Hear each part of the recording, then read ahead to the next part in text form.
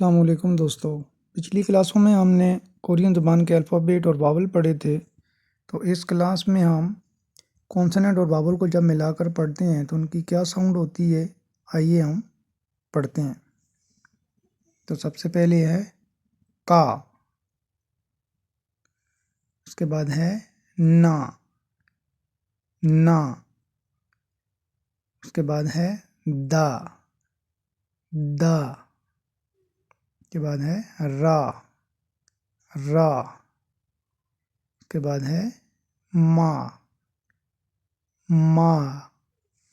اس کے بعد ہے با، با، اس کے بعد ہے سا، سا،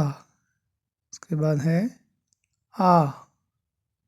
آ، اس کے بعد ہے جا، جا، اس کے بعد ہے چھا، چھا، اس کے بعد ہے کھا، کھا، اس کے بعد ہے